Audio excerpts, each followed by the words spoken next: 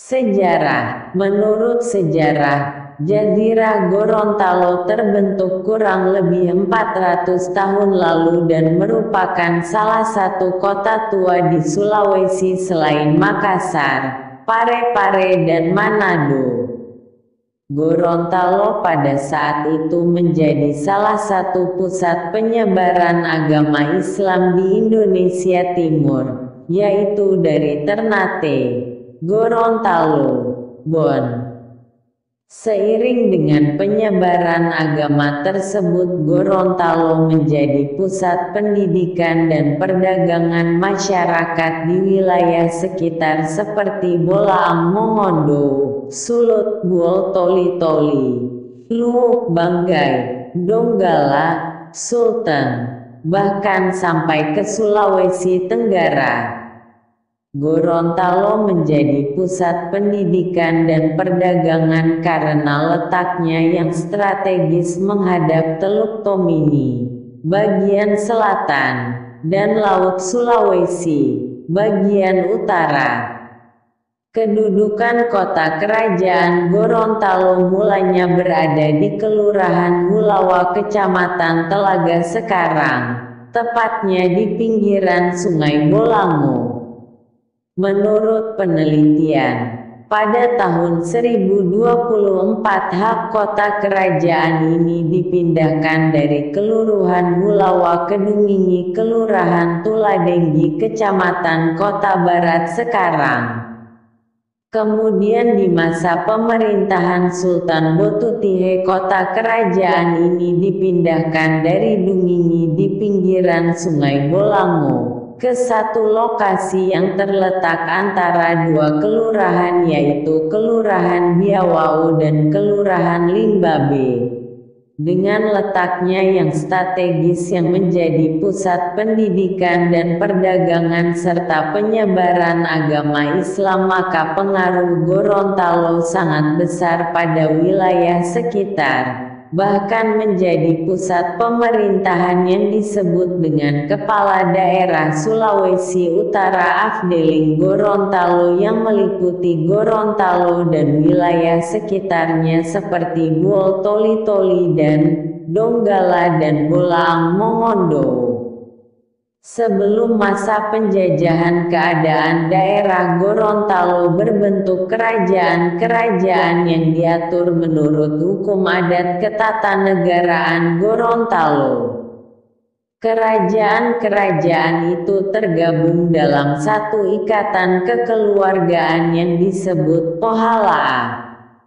Menurut Haga 1931, daerah Gorontalo ada 5 Pohalaa. Pohalaa Gorontalo, Pohalaa Limboto, Pohalaa Suwawa, Pohalaa Boalemo, Pohalaa Atinggola. Dengan hukum adat itu, maka Gorontalo termasuk 19 wilayah adat di Indonesia.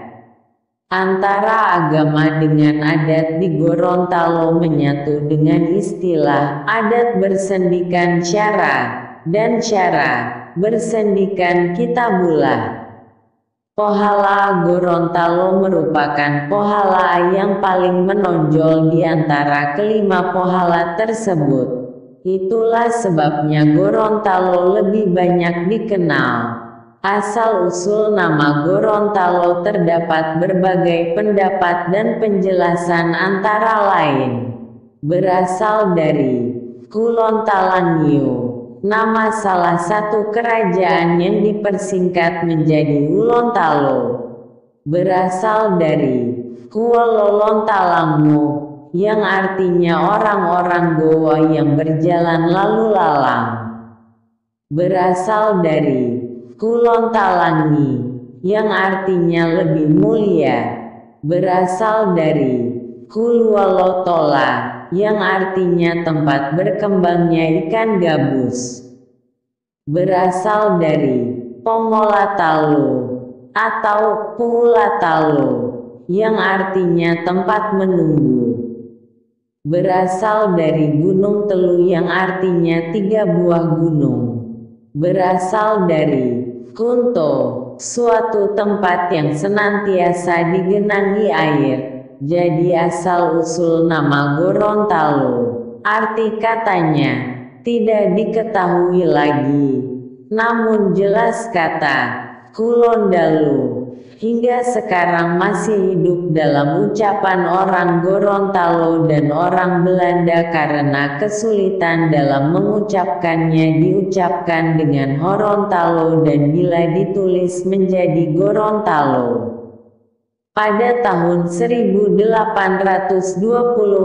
daerah Limolo Pohala telah berada di bawah kekuasaan seorang asisten residen di samping pemerintahan tradisional.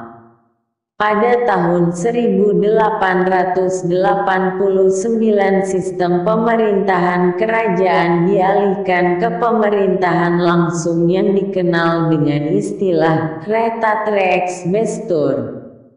Pada tahun 1911 terjadi lagi perubahan dalam struktur pemerintahan daerah Limolo Pohala dibagi atas 3 onder afdeling, yaitu Onder Afdeling Kuandang, Onder Afdeling Boalemo, Onder Afdeling Gorontalo. Selanjutnya pada tahun 1920 berubah lagi menjadi 5 distrik, yaitu Distrik Kuandang, Distrik Bon, Distrik Gorontalo, Distrik Boalemo. Pada tahun 1922 Gorontalo ditetapkan menjadi 3 afdeling, yaitu Afdeling Gorontalo, Afdeling Boalemo, Afdeling Buol. Sebelum kemerdekaan Republik Indonesia, rakyat Gorontalo dipelopori oleh BPKH, Nani Wartabone Berjuang dan Merdeka. Pada tanggal 23 Januari tahun 1942, selama kurang lebih 2 tahun, yaitu sampai tahun 1944, wilayah Gorontalo berdaulat dengan pemerintahan sendiri. Perjuangan patriotik ini menjadi tonggak kemerdekaan bangsa Indonesia dan memberi imbas dan inspirasi bagi wilayah sekitar bahkan secara nasional. Oleh karena itu BPKH, Nani Wartabone dikukuhkan oleh pemerintah RI sebagai pahlawan perintis kemerdekaan. Pada dasarnya masyarakat Gorontalo mempunyai jiwa nasionalisme yang tinggi. Indikatornya dapat dibuktikan yaitu pada saat Hari Kemerdekaan Gorontalo, yaitu tanggal 23 Januari tahun 1942 dikibarkan bendera merah putih dan dinyanyikan lagu Indonesia Raya. Padahal saat itu negara Indonesia sendiri masih merupakan mimpi kaum nasionalis, tetapi rakyat Gorontalo telah menyatakan kemerdekaan dan menjadi bagian dari Indonesia. Selain itu pada saat pergolakan PRRI Permesta di Sulawesi Utara, masyarakat wilayah Gorontalo dan sekitarnya berjuang untuk tetap menyatu dengan negara Republik Indonesia dengan semboyan "Sekali ke Jogja tetap ke Jogja", sebagaimana pernah didengungkan pertama kali oleh Ayuba Wartabone di Parlemen Indonesia Timur ketika Gorontalo menjadi bagian dari negara Indonesia Timur.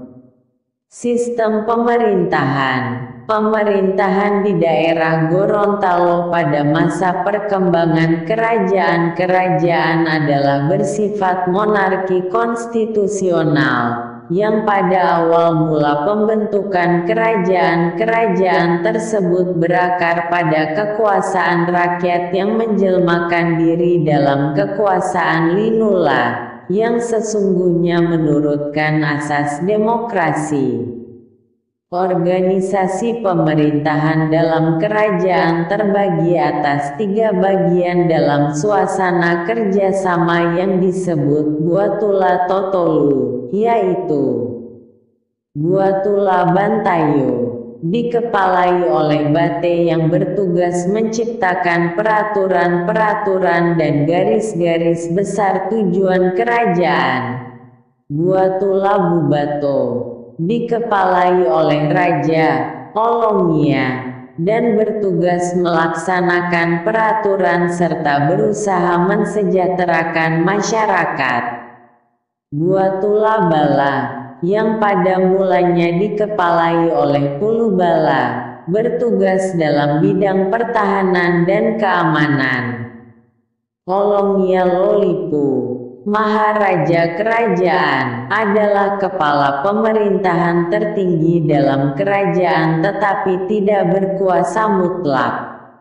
Ia dipilih oleh Bantayo Poboide dan dapat dipecat atau dimazulkan juga oleh Bantayo Poboide. Masa jabatannya tidak ditentukan, tergantung dari penilaian Bantayo Poboide. Hal ini membuktikan bahwa kekuasaan tertinggi dalam kerajaan berada dalam tangan Bantayo Poboide sebagai penjelmaan dari kekuasaan rakyat. Olongia sebagai penguasa tertinggi dalam kerajaan. Terdapat pula jabatan tinggi lainnya yaitu Patila, Mangkubumi, selanjutnya disebut Jogugu.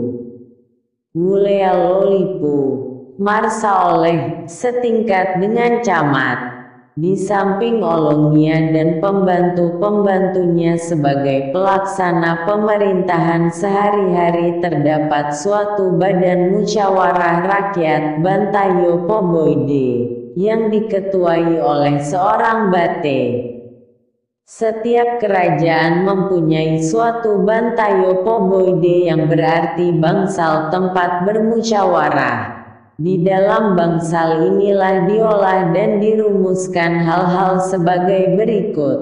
Menetapkan adat dan hukum adat, mendampingi serta mengawasi pemerintah, menggugat raja, memilih dan menobatkan raja dan pembesar-pembesar lainnya. Bantayo Poboide dalam menetapkan sesuatu, menganut musyawarah dan mufakat untuk menghendaki suatu kebulatan suara dan bersama-sama bertanggung jawab atas setiap keputusan bersama. Demikianlah gambaran singkat tentang sejarah dan pemerintahan pada kerajaan-kerajaan di daerah Gorontalo yang berlandaskan kekuasaan rakyat atau demokrasi. Sejarah terbentuknya provinsi terinspirasi oleh semangat Hari Patriotik tanggal 23 Januari tahun 1942. Maka pada tanggal bulan yang sama pada tahun 2000, rakyat Gorontalo yang diwakili oleh Dr.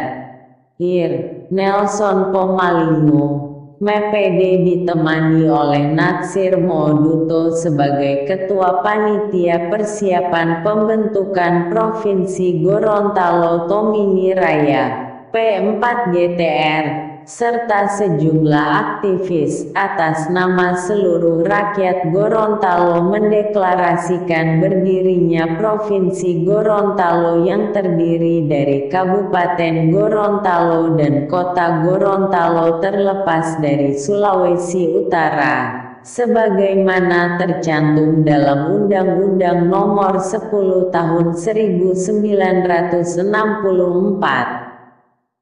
Yang isinya adalah bahwa Kabupaten Gorontalo dan Kota Gorontalo merupakan wilayah administrasi dari Provinsi Sulawesi Utara. Setahun kemudian, tepatnya tanggal 16 Februari tahun 2001, Tur Sandi Alwi sebagai penjabat Gubernur Gorontalo dilantik.